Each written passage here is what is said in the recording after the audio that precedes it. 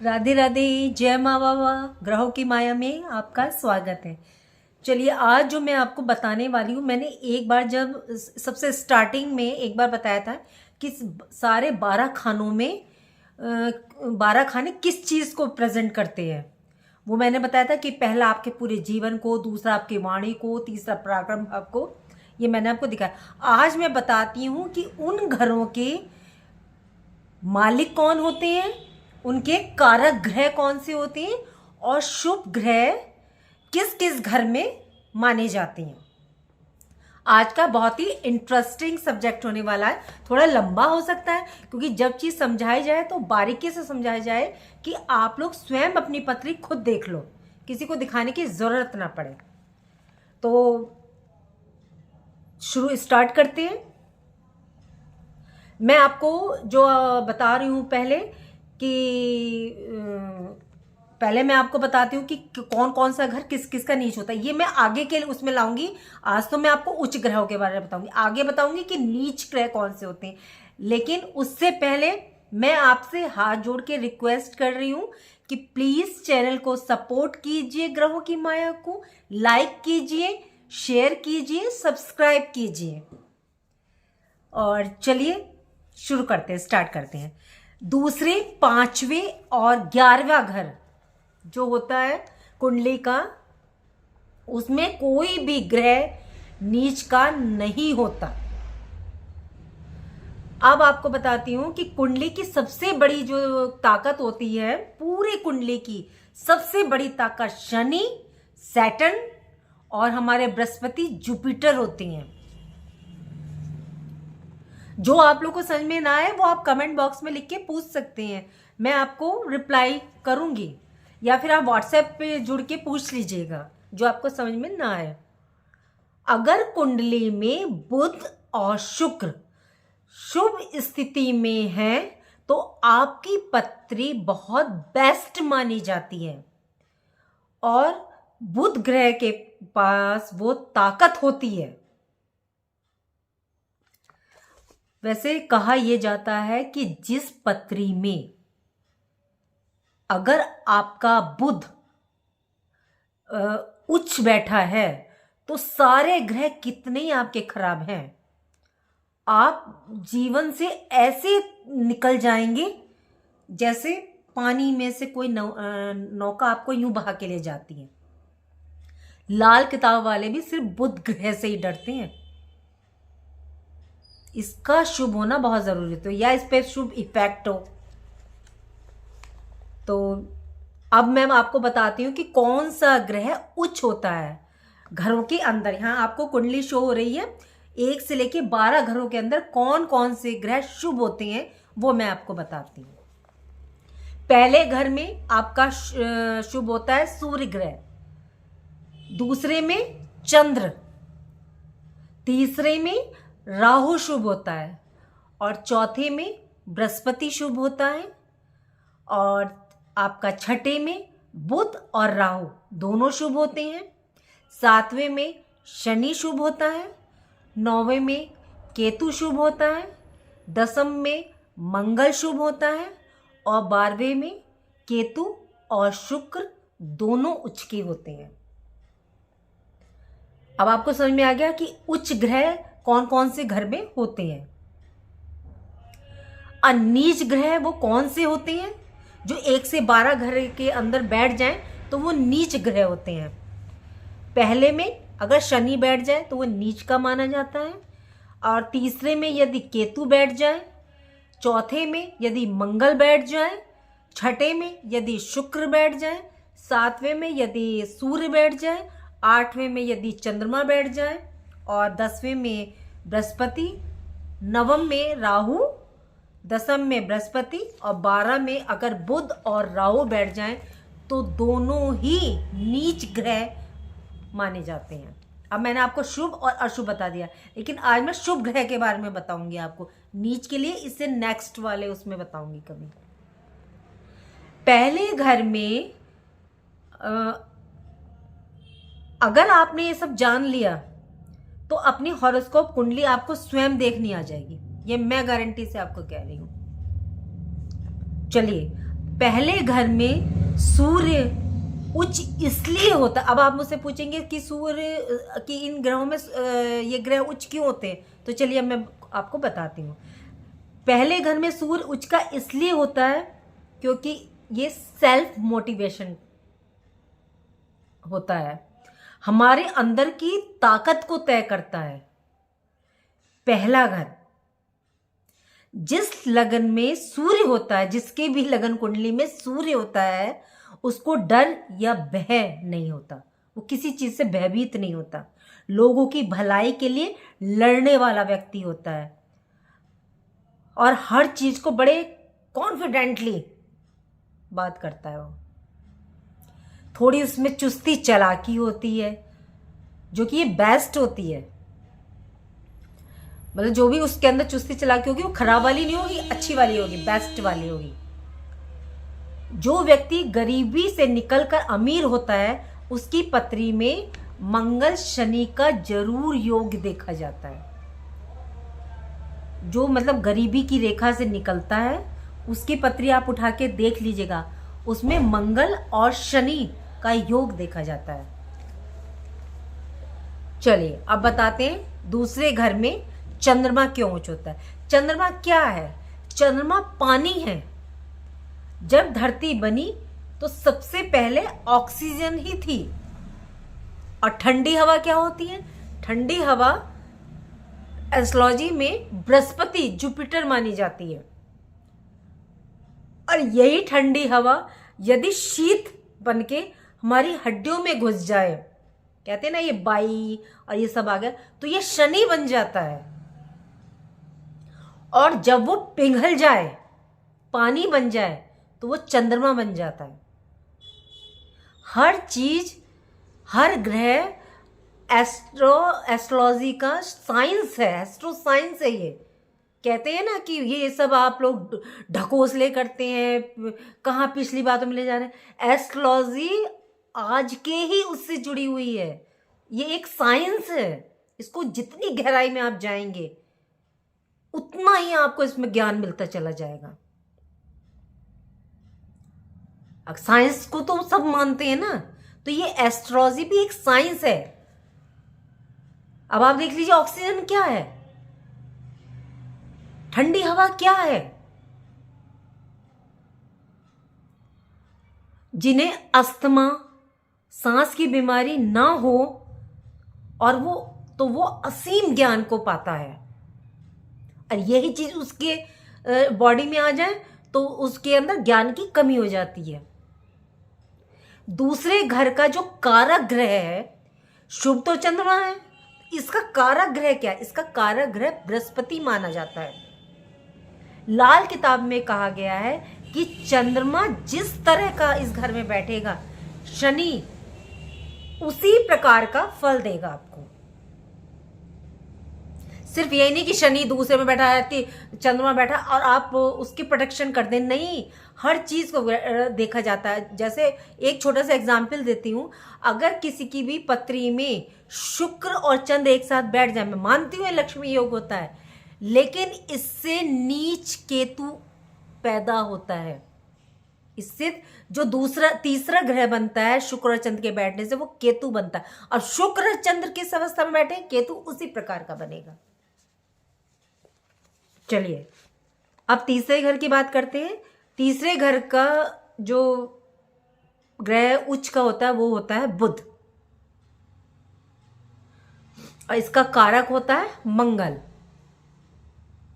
तीसरा घर बुध का क्यों होता है, आप मुझसे पूछेंगे। आपको पता है मिथुन राशि बुध की होती है।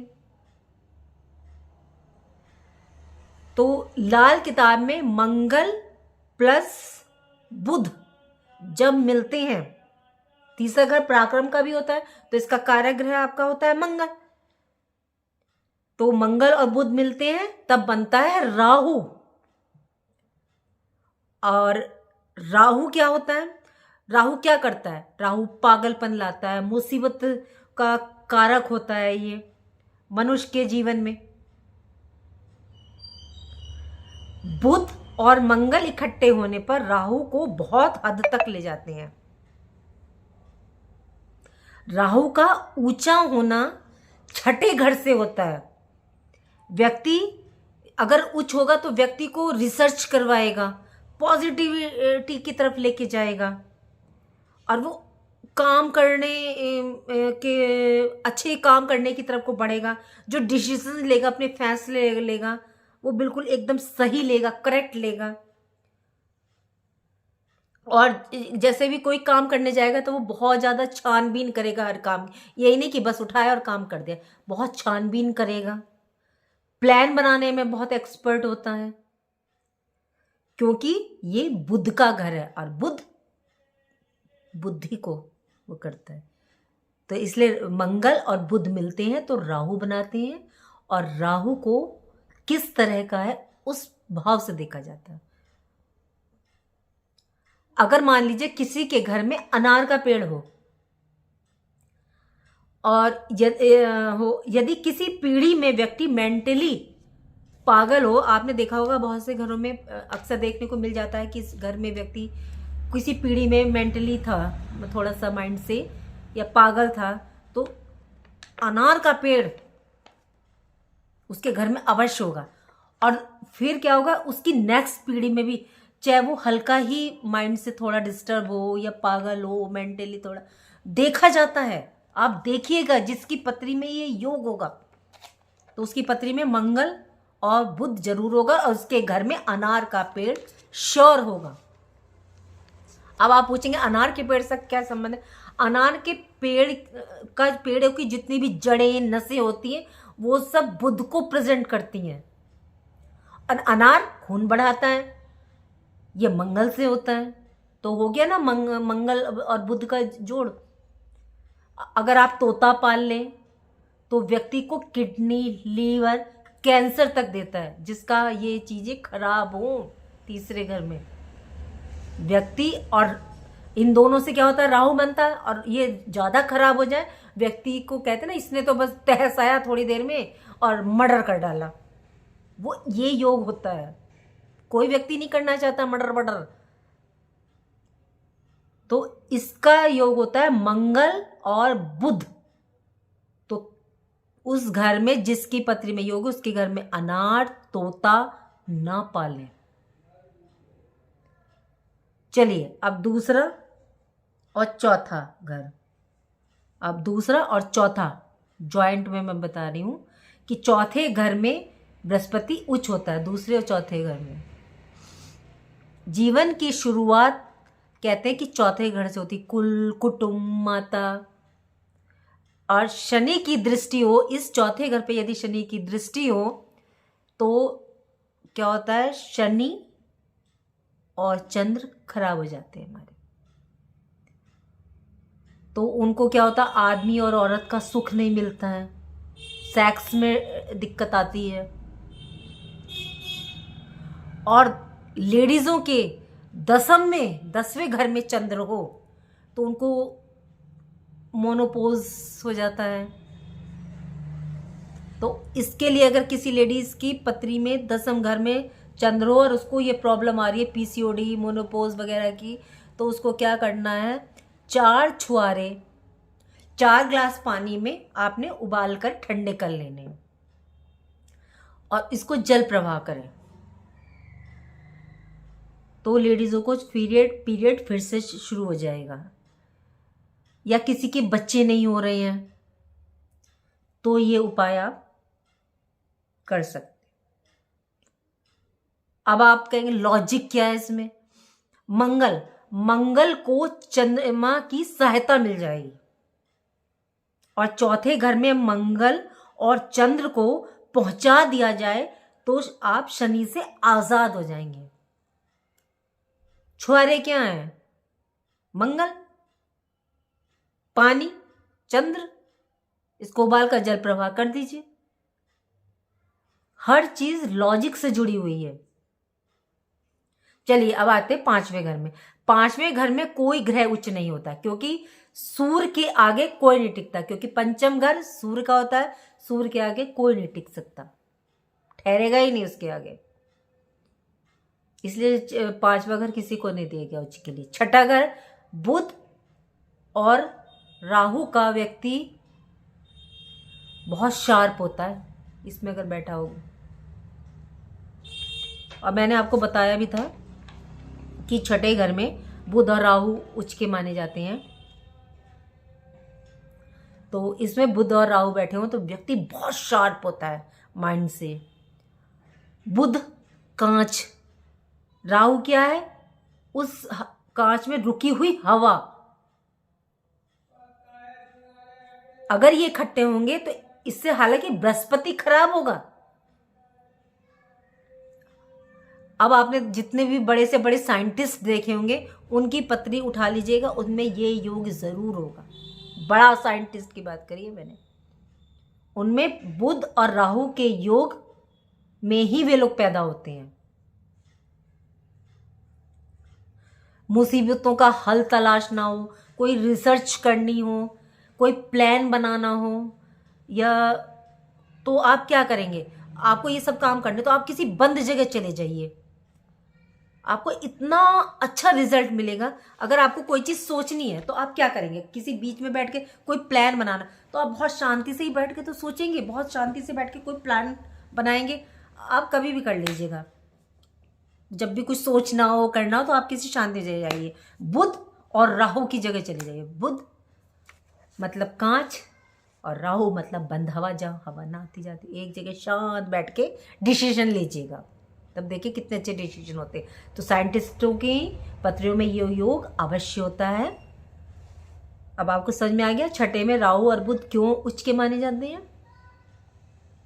सातवें घर में शनि, अगर पत्री में कहीं चंद्र और शनि का मेल हो जाए तो मियां बीवी के सुख से वंचित करता है। वैसे भी चंद्र और शनि विष योग माना गया है, और शुक्र और शनि का मेल हो जाए तो वो उच्च केतु बनाता है। अब देखिए आप, चंद्र और शनि का योग हो जाए तो इसमें एक विष योग बनता है, तो ये मियां बीवी के सुख को कम करता है। और यदि शुक्र और शनि का योग हो जाए तो वो उच्च का केतु बनाता है। दुनिया को आबाद और बर्बाद करने का ठेका जो लिया वो राहु और केतु के पास है।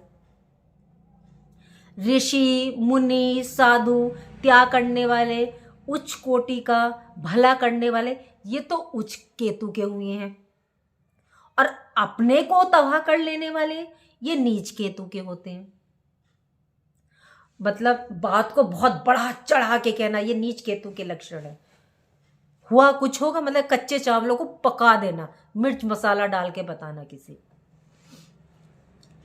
और उच्च केतु वाले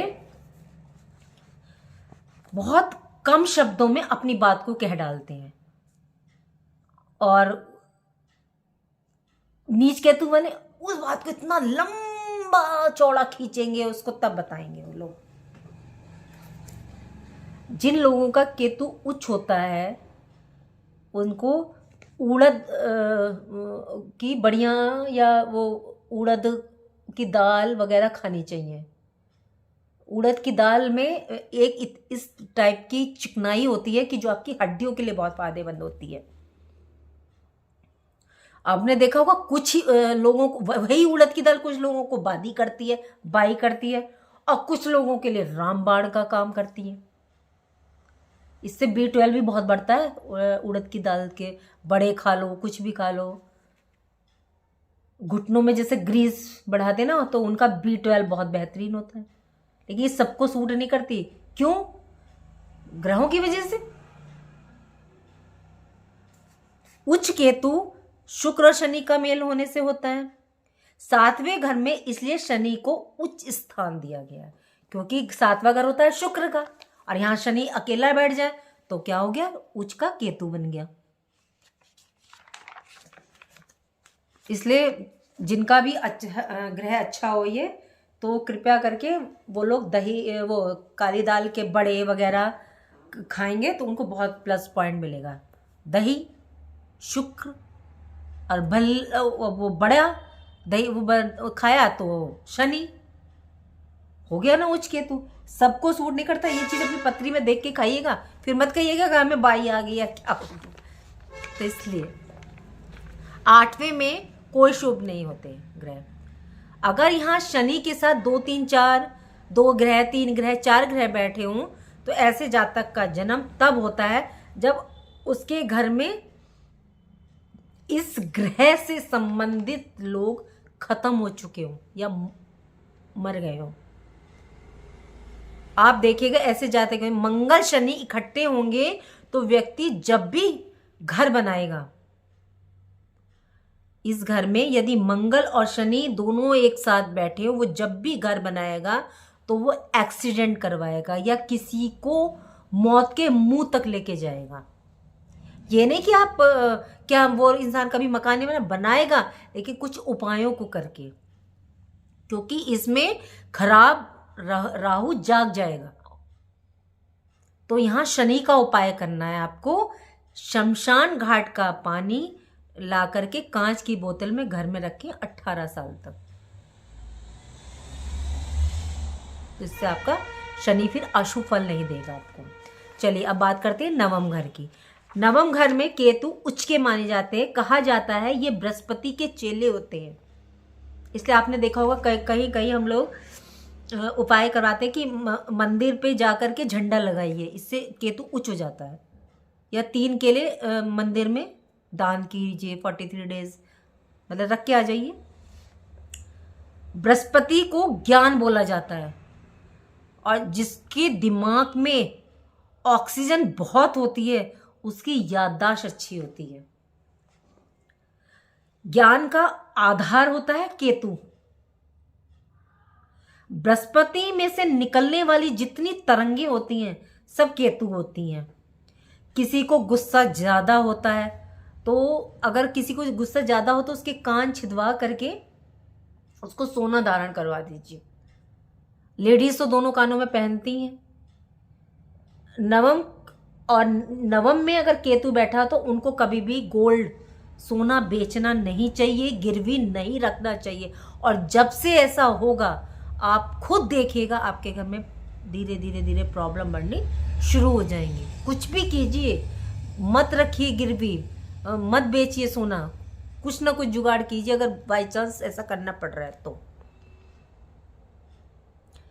चलिए, दसम घर के अंदर मंगल उच्च का होता है। अकेला तो ये बहुत अच्छा होता है, इसके मित्र कौन है? आपके सूर्य, चंद्रमा, बृहस्पति। लेकिन इसके जितने भी मित्र हैं, मैंने अभी आपको बताया ना, सूर्य, चंद्रमा, बृहस्पति, ये नीच माने जाते हैं। अगर मंगल अपने मित्रों के साथ बैठा है तो खराब हो जाता है, अकेला बैठा है तो बहुत अच्छा होता है। अकेले बैठे मंगल बहुत अच्छे माने जाते हैं। कहा जाता है कि घर में ये बच्चा भगवान विष्णु का रूप लेके पधारा है। ये घर है शनि का, क्योंकि दसम घर शनि का होता है, मकर राशि। तो शनि क्या देता है? चुस्ती, चालाकी, बंदे को डिप्लोमेटिक बनाता है। तीसरे और अगर 5वें घर में कोई ग्रह ना हो तो मंगल खराब होता है। उसके लिए आपको क्या करना है? हिरण पालो, पाल नहीं सकते तो जाके पार्क वगैरह में जहाँ ये है वहाँ पे आप चारा डाल दो, पार्क वार्क में जाकर के जहाँ ये रखे जाते हैं। तो इससे आप अपना मंगल उच्च कर लीजिए। चलिए अब आते 11वें घर में। 11वें घर का ग्रह शनि और इसके कारक हैं बृहस्पति। इसमें इसके लिए एक बात कही गई है कि खोखला चना बाजे घना। 11वें घर की कहावत है। शनि और बृहस्पति उसको फल देंगे जिसका बुध होंगे खरे। मतलब नहीं समझे आप? मतलब इंसान डींगे तो बड़ी बड़ी हाँकता है, दिखावा करता है, उसको फल देते हैं ये। इसका जो कारक ग्रह है वो बृहस्पति ही है और जो उच्च ग्रह है इसका वो शनि है। बस आप समझ जाइए कि जो इंसान अंदर से खोखला है लेकिन बाज बहुत रहा वो इंसान बड़ बड़ बड़ बड़ बड़ बड़, तो समझ लीजिए कि उसका 11वें घर में पक्का शनि बैठा है उसका। और जिसका बुध अच्छा होता है, यहाँ पे शनि और बृहस्पति उसको अच्छा फल देते हैं उसको 11वें घर में। चलिए अब बात करते हैं 12वें घर की। 12वां घर केतु और शुक्र का होता है। मतलब ये इंसान के अंदर पॉजिटिव थॉट को लाता है और लौकिक परलौकिक ज्ञान के मालिक होते हैं। जिसको लौकिक परलौकिक का ज्ञान हो गया उनके लिए सब नश्वर होता। आपने जितने ये सब साधु संत वगैरह देखे होंगे ना जो, लेकिन इनमें एक कमी होती है। ऊपर से तो आप देखेंगे कि ये इंसान बड़ा दान दे रहा है, बड़ा दानवीर है, इतने इतने बड़ा, लेकिन अंदर से उसकी एक मजबूरी है, वो थोड़ा सा अय्याश होता है। मतलब जैसे एक उदाहरण है, बंद कमरे के चोर। बाहर निकला कमरे से तो भाई ये इंसान तो बहुत अच्छा, ये तो बहुत दान देता, बहुत सेवा करता है, लेकिन एक कमी है। अगर इसमें शुक्र और केतु बैठे हो, वो ये काम करवाएगा ही। अगर वो ये काम नहीं कर पाएगा, थोड़ी भी अय्याशी वगैरह, तो किसी काम का नहीं रह जाएगा। मतलब ये ग्रह उससे करवाएंगे ही। कितने लाख मना लो, कोशिश कर लो आप। मैंने बताया ना, अच्छा बनकर फिर वो काम नहीं कर सकता, फिर वो ज़्यादा खराब हो जाएगा। इसलिए अगर उसमें एक अच्छाई होगी तो एक बुराई भी होगी। और अगर यहाँ पर शुक्र और केतु कोई भी अकेला बैठ जाए तो वो इंसान को गरीब बना देता है। तो आज जो मैंने बताया, अभी आपको 1 से 12 तक बताया कि इनके शुभ ग्रह कौन से होते हैं और क्या क्या उनके रिजल्ट होते हैं और इनका काराग्रह कौन सा होता है। तो बताइएगा कमेंट लिख के कि आपको कैसे लगी ये जानकारी, और अपनी पत्री खोल के देखिएगा किस किसके पत्री में ये योग रखा है या बैठ। ये एक तरह से है कि जिसको एस्ट्रोलॉजी सीखनी है ये उसके लिए बहुत काम आ सकता है। चलिए, राधे राधे, जय माँ बाबा।